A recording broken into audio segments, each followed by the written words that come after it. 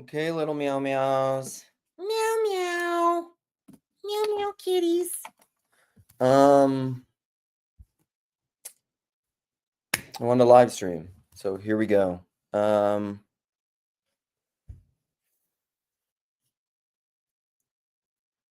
lot of things that I have on my mind that I want to talk about. I need to read this thing. I want to start off. Let's just do that. I'll start off with this poem from my boy Charles Williams III. I don't get to interact with this cat as much because he's an Aussie. Theophan. Let's read it. Here we go. Until the day aligns that we can talk. Okay, that's just an intro. Here we go. Did every angel rebel, if only for a moment, as if they remembered their own name? I like that already, man. And in a moment, you were without us, alone, all one, so that to bring us back, you had to speak.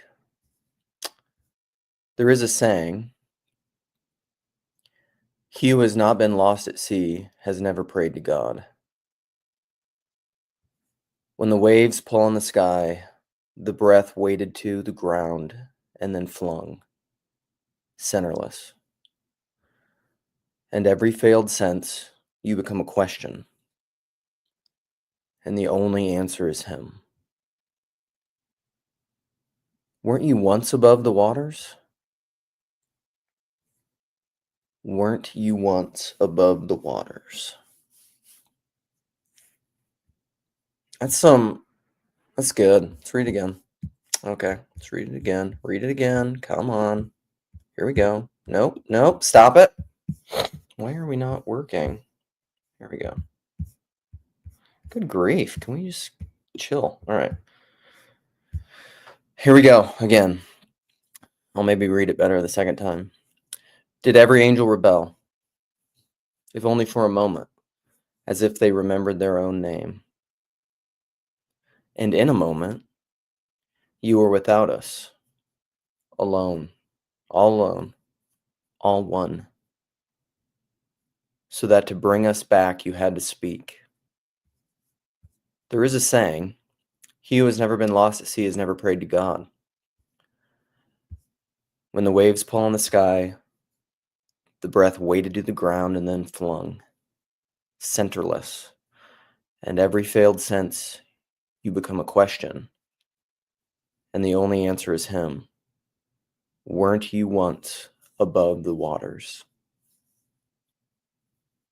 Man, that's intense. That's thrownness. That reminds me of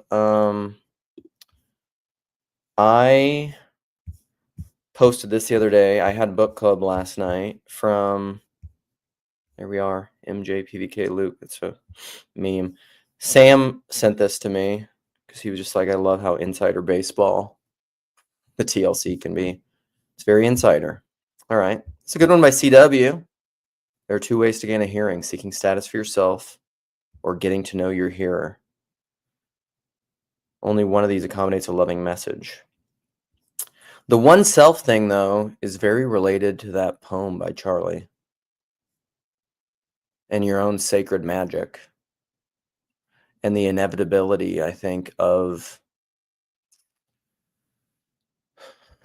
a fall, individuation. You can't become again like little children until you've lost your childlikeness, and somehow the second coming is greater than and surpasses the first, right? This one right here. Dear Lord, keep me harmless, keep me alone. Man, We were in my book club last night. We read. So I had never read Gilead by Marilyn Robinson. I've had it on my list to read for a long time because my boy Jeff Pace, my my entree into the corner. My first email to PVK back in the day was I saw Jeff P's first conversation with PVK, and I was like, I need to talk to that dude. I want to talk to that guy. And we have become friends, and we are still friends. And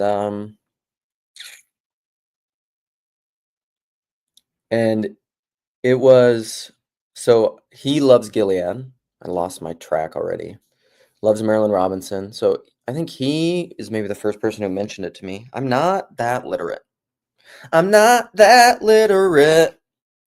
And although I do love books, and this is a topic I want to talk about at some point, I don't think I'm going to do here. These are my earbud earrings.